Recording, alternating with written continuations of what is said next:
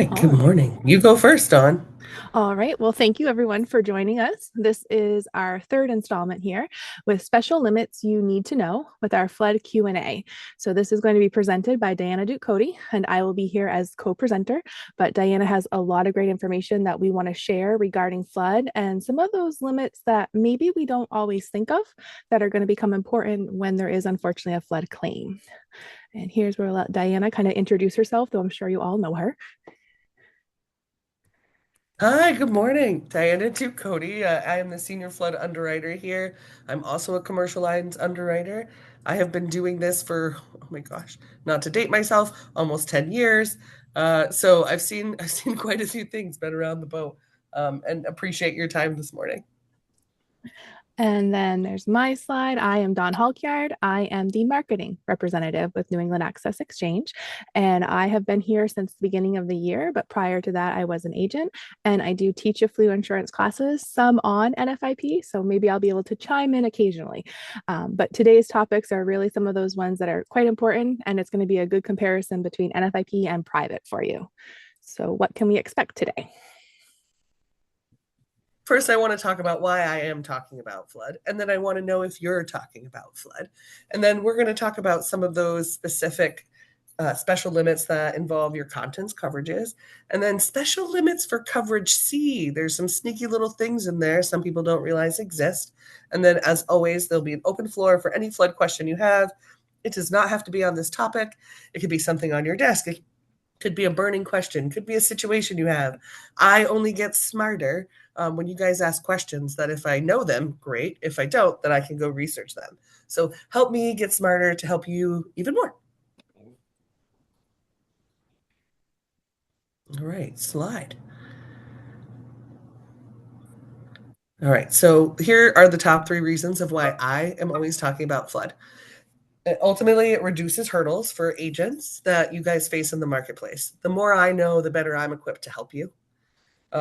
Also, for me, it's a passion to educate, educate, educate. If you're not talking about it and you're not educated about it, you're leaving kind of this gap in things. I want to make sure that you are an expert in flood too, or that you have me, an expert in your pocket, to help you be more of an expert. And then, last but not least, probably the most important, flood is a cat coverage. It has devastating costs, and the markets have changed so much in the last 70 years that who couldn't use a refresher? Everybody can. Like, there's plenty of room. And as you all know, we are seeing floods everywhere all the time. It's not just in those coastal places anymore, it's come inland. And unfortunately, it's going to continue to do that. Slide, please. Did it work? There we go. Again, I could have a delay, so I apologize. Computers and tech for me this week. I'm done. So, are you talking about flood? So, the United States has literally seen such a dramatic increase in the number of floods that happen annually. So, for example, with this statistic, from 2010 to 2019, there were more than 130 flood disasters that were declared. That's about 13 per year. And that is very different with the year or the decade before that. So 20 or 2000 to 2010, there was only 23 in that time. So going from 23 to 130, that says something's going on. But more importantly, since 2000, at least one flood event occurs pretty much 300 days of the year somewhere in the continental United States and including Alaska and Hawaii. So even the District of Columbia, there in 2021, every state actually had some type of flooding. Every single one.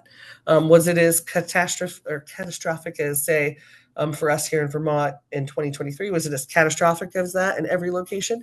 No, but every state saw it.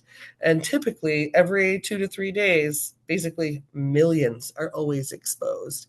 And what does that mean for us? One, people need flood coverage.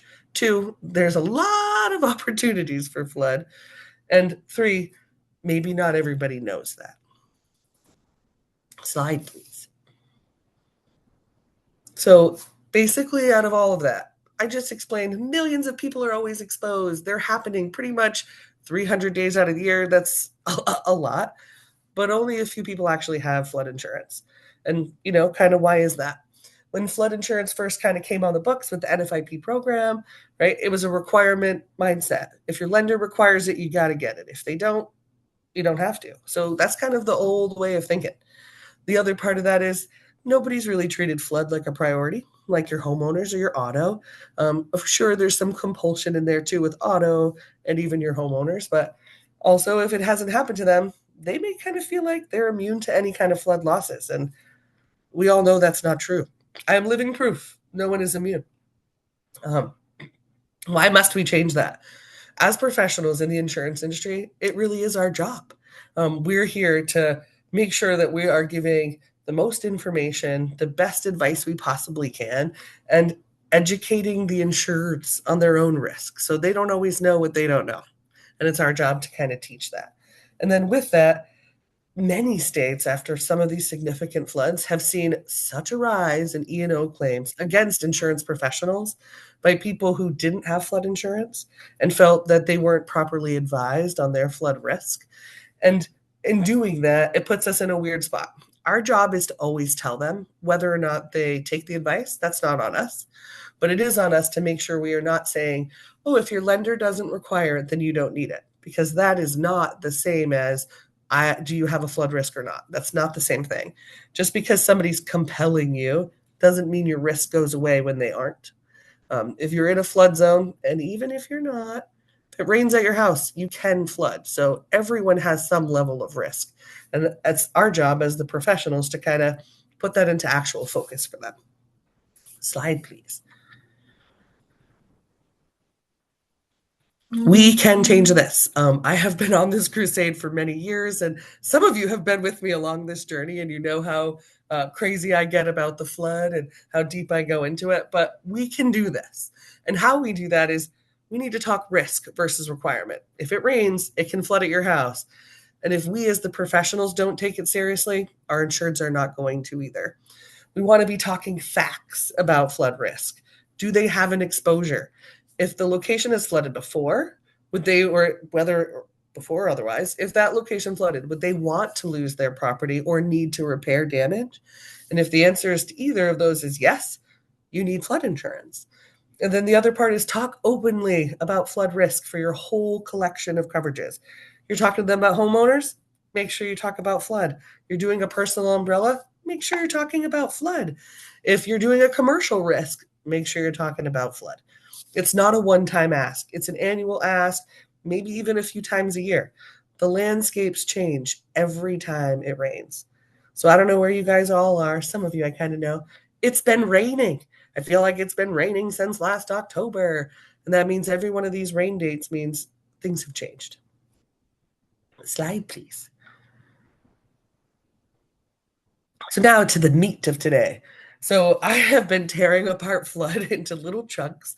As Dawn mentioned, this is number 3. So a lot of people do not realize that when they get flood contents coverage, certain things are not fully covered, right? They come in and they say, I'd like 100,000 in contents coverage. Well, what does that really mean, right? It's your couch, it's your stove, or maybe not the stove, couch. It could be the stove. This is not permanently installed. See, that's the unique part. Your clothes, your tables and stuff like that, your TVs, your air conditioners, some of these things we expect that to fall under contents coverage. But what about that first edition autographed book that you have from 1872? Let's say it costs $5,000. Unfortunately, NFIP and even most private flood, they're only going to pay about $2,500 for it if it's damaged in a covered claim and it was worth at least that much at the time of a claim. Another one, Dawn, you giggled when I said this, like, my grandmother had a fur. I have that. I inherited said fur. It's probably worth, I don't even know what they are worth, but when she bought it at the time, way back in the 20s, it was $5,000. And $5,000 in the 1920s is like $1 million today, I think. But unfortunately, NFIP, most private flood policies, they're only going to pay $2,500 if it's damaged in a covered claim and it's worth at least that much. And that's at most. That's not a guarantee. It's at most. Slide, please.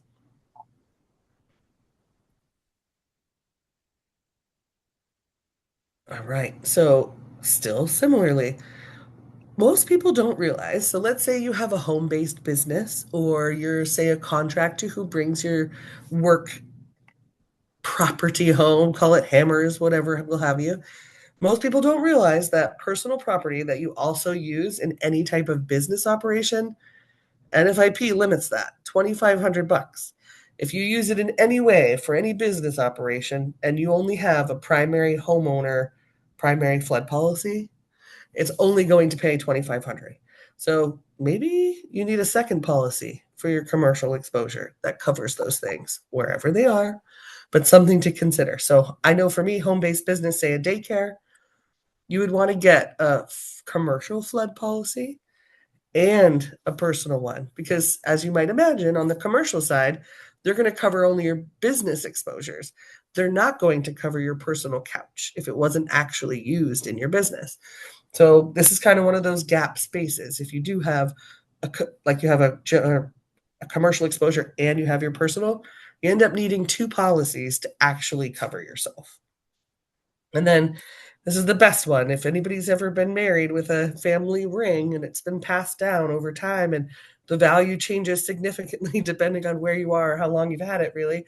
But that family ring valued at about 45K, going to be limited to the same 2,500, regardless of what your contents limits are.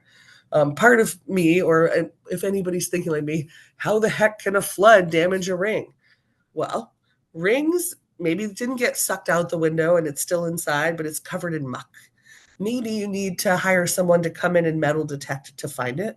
Maybe you're lucky enough to have found your jewelry box and it just got filled with, ugh, right? The cost of cleaning that can vary depending. So you have like this potential for it, but at most you're going to get is 2,500. Sorry. Womp womp. Slide, please. So the other big part here, functional value of antiques. Now, I do not claim to be the most amazing person to tell you what makes something an antique, but if you purchase that antique love seat from a local auction for 15 grand a few years ago, right after it, you got extra things to kind of restore it and make it nice. So now you've got $18,000 if you had that lost today. They're going to go ahead and review the cost of all the current love seats of a similar size and material. They're going to determine that you can buy a new one of similar or like quality for about 4 grand. Then they could also go ahead and depreciate it by the 2 years when you had it restored to the like new condition, and then even reduce the payment by that depreciation. So, as with even contents on your own, like a homeowner's or even a commercial policy, depreciation can come in here. They do not lack. The government looks to reduce where they can. But sadly, this is where I would normally say, hey, private's different. I'm so sorry to tell you, it's not. Pretty much across the board, you're going to see these similar reductions or special limits that they all have. Now, does that mean you can't buy them?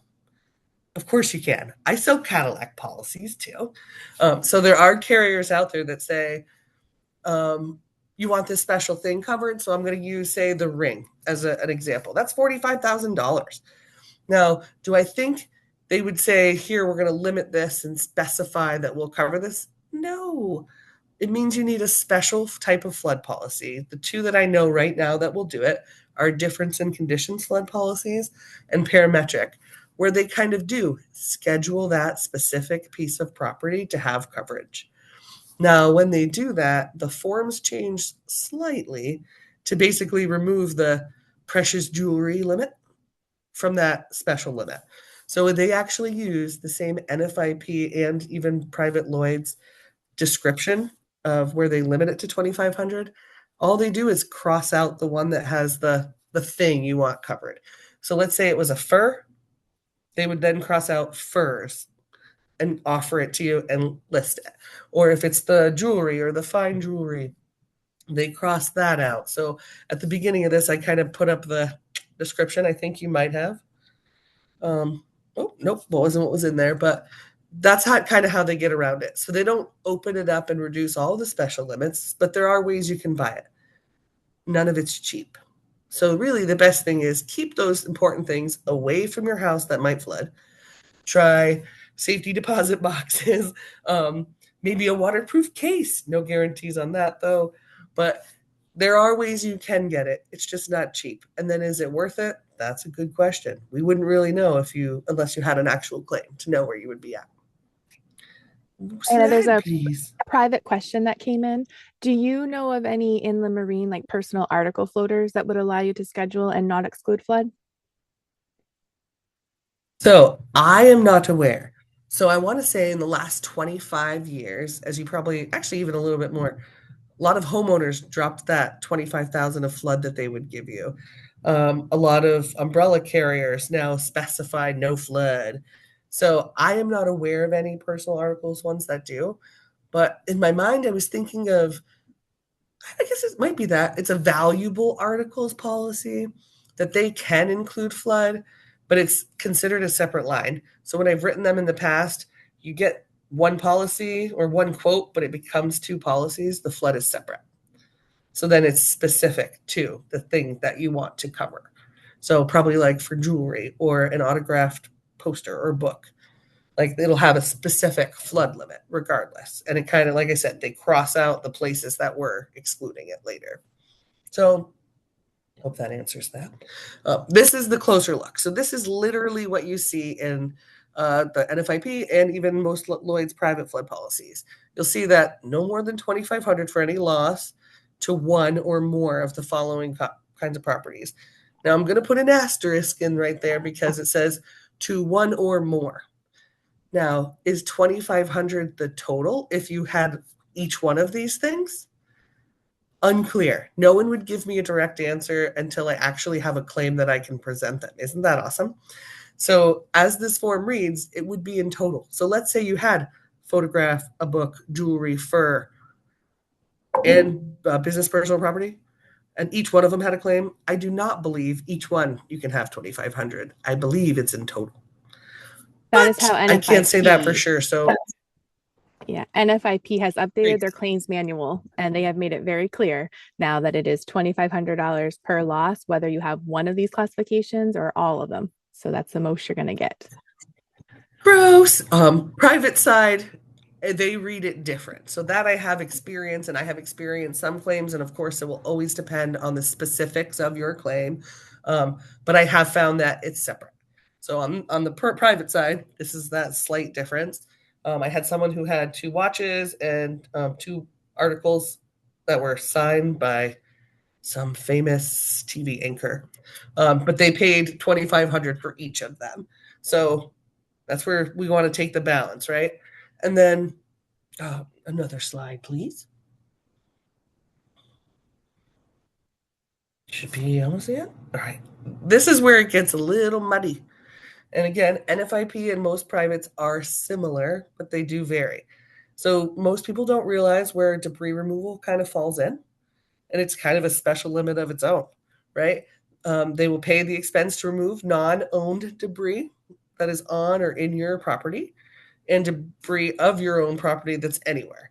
So let's say my boat goes to your house, they'll pay to adios that. If you or a member of your household actually do the work yourself, you'll be paid based on federal minimum wage. So let's say it took you 10 hours to get my boat out of your yard because it didn't come in one piece, of course. Boom, they'll pay you the difference right there. And then the big thing to remember is this is not part of coverage A or B.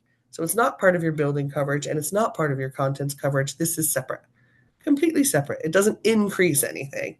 So what that means is if you have 500,000 on your building, 500,000 in contents, that's the most like you're going to get from them total for any of this. So let's say it costs 10,000, that 10,000 comes off one of your limits. Next slide. Before we move on, there's a question.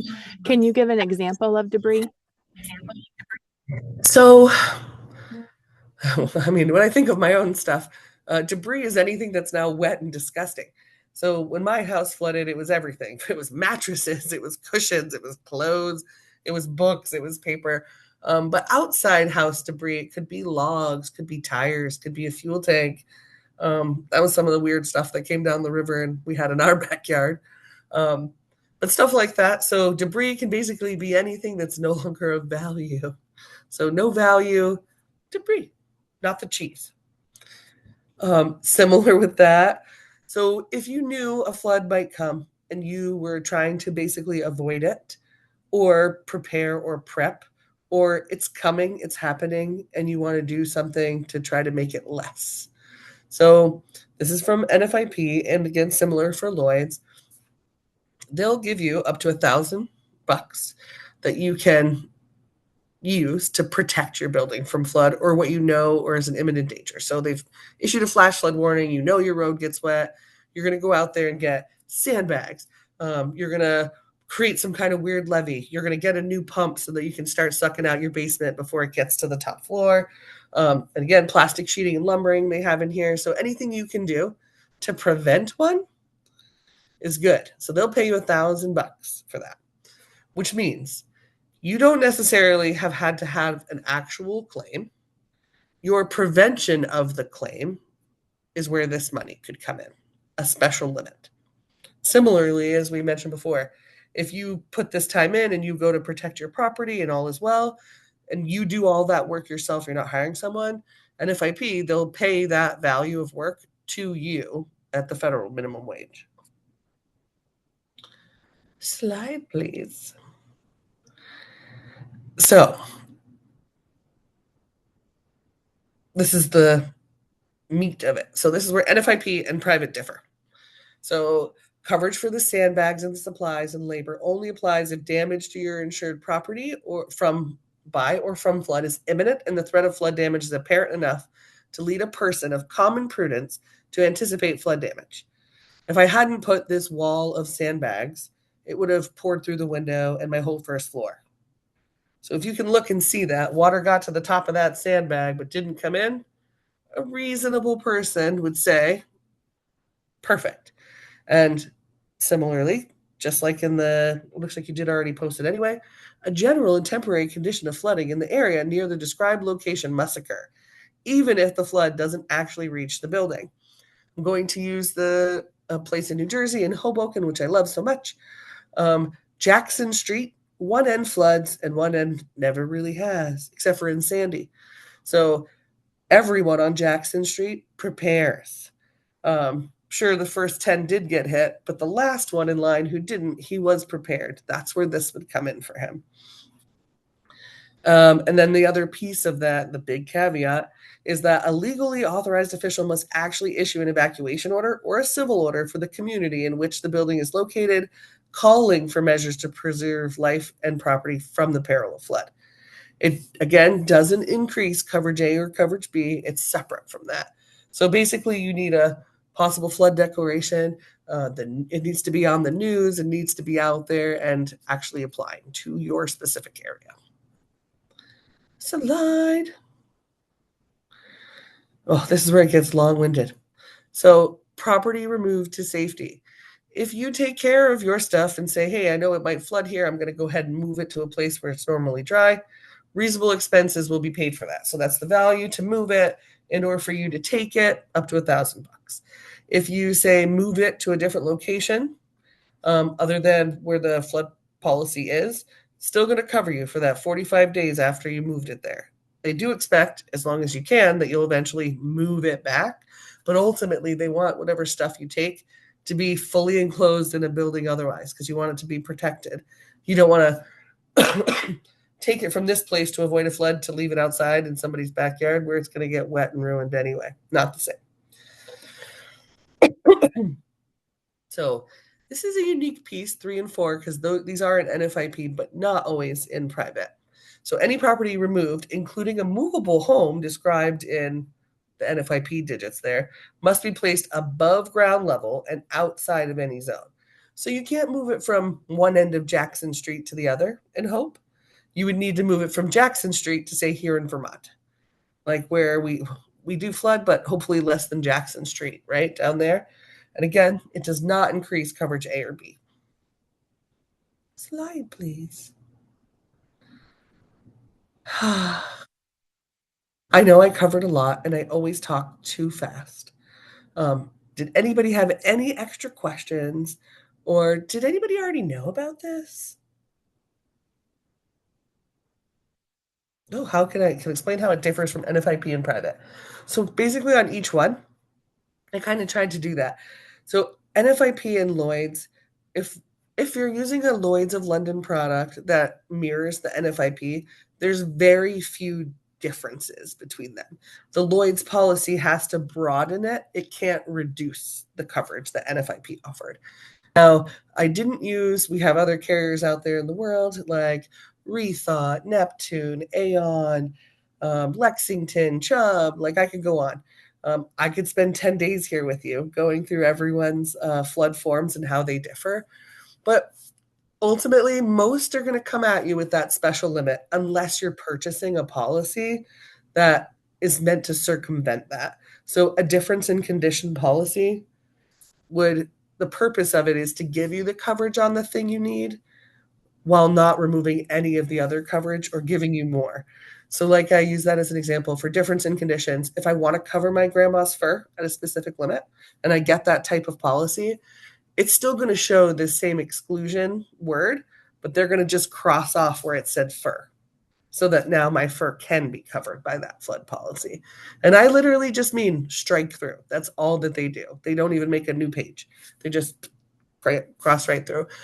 Similar if I wanted my special autographed book to be covered and I got a difference in condition or even a parametric policy, they're just crossing it out. And then now I have that coverage. So that's kind of the biggest differences. But most importantly, read the form.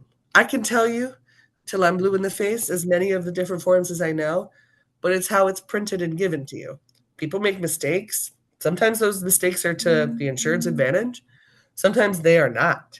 So my goal is to say always read the form and see what they're doing. It should be very clear the ultimate limits that you pick, but also these special limits, they should not be hidden anywhere because they want you to know this.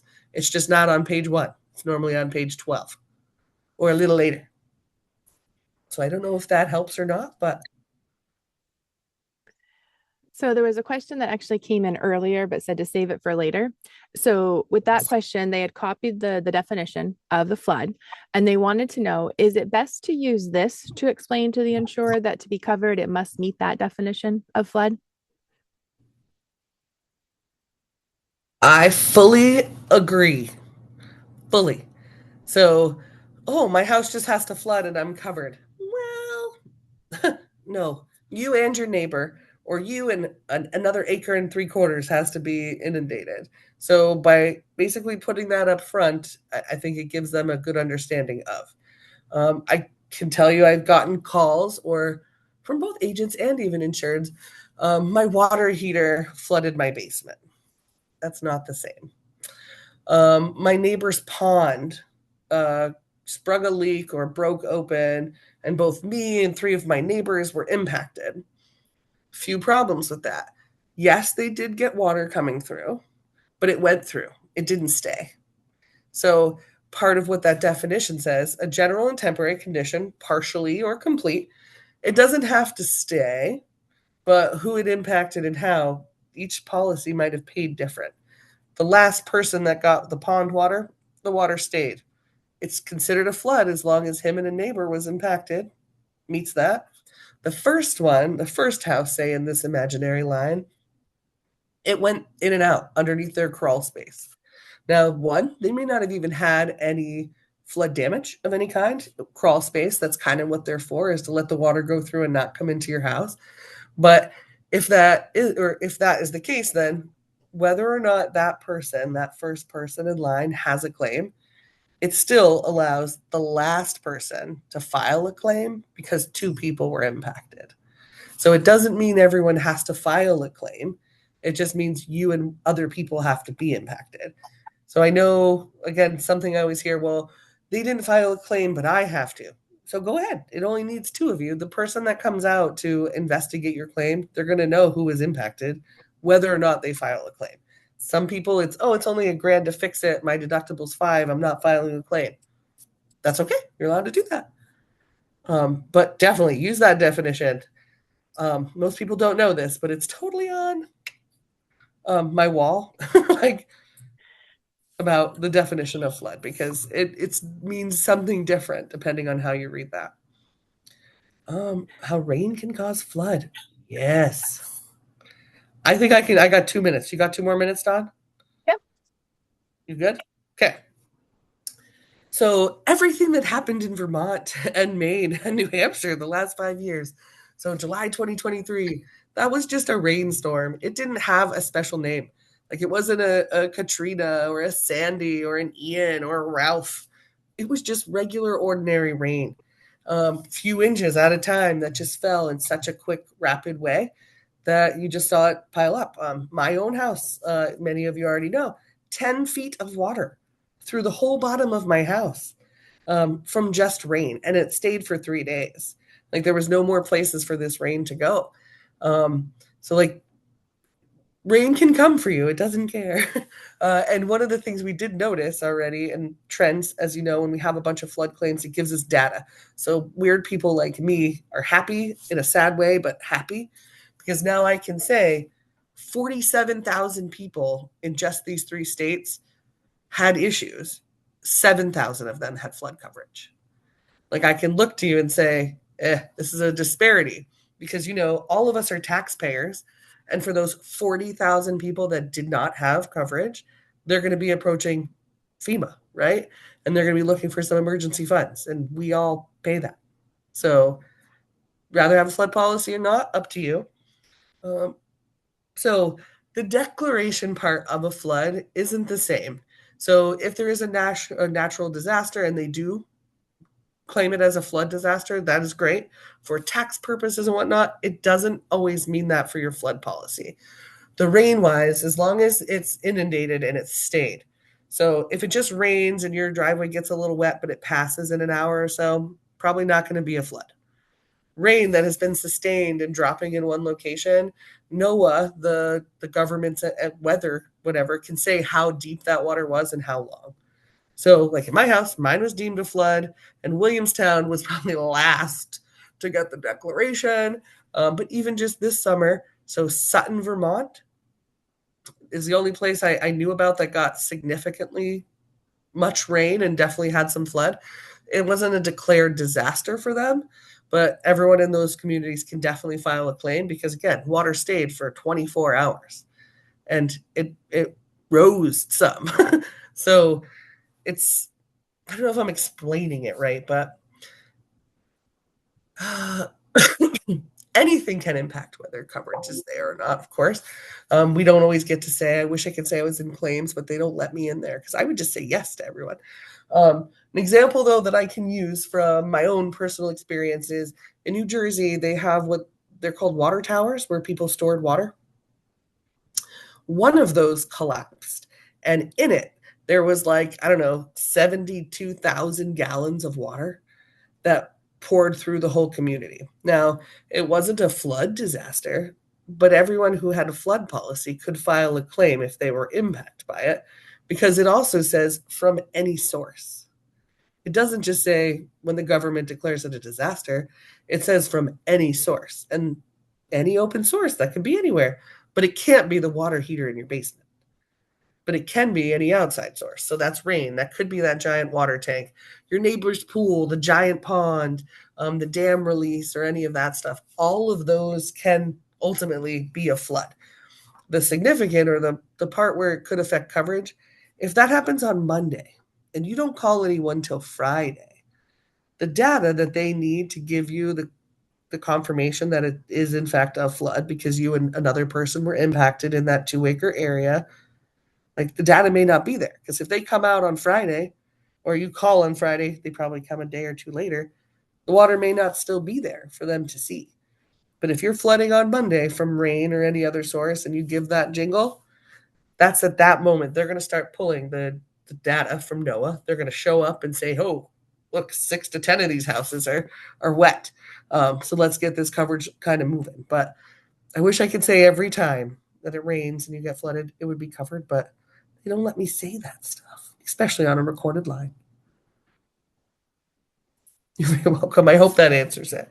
You can always call me on a separate time and I'll jibber jabber even more.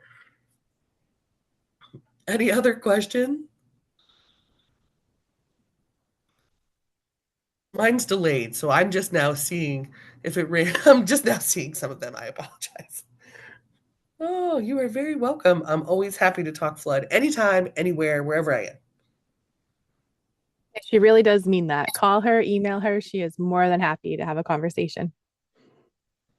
And if you call me and you don't get me, just send me an email because I can't trust my phone. And I can't trust anything, and I do have a new computer now. Bye. All right. Well, I won't keep Perfect. anyone extra long. Thank you guys so much. I appreciate it and look forward to maybe coming the next one. I got more to come. That's right. In September, we're going to be doing one, and it's going to be all about basements. So, a fun one with flood. And are you even in a basement? So, that'll be a great topic. We'll be sending those invites around, and you can also go to our website and register in advance. So, thank you guys very much for joining us today. And of course, if you have any questions about what New England Access Exchange could help you write when it comes to your surplus and specialty lines, please reach out to myself or Evan Forward in our marketing department. We'd be more than happy to have a virtual meeting one-on-one or with your team to talk about your needs and our capabilities. Thank you for your time. Have a wonderful day.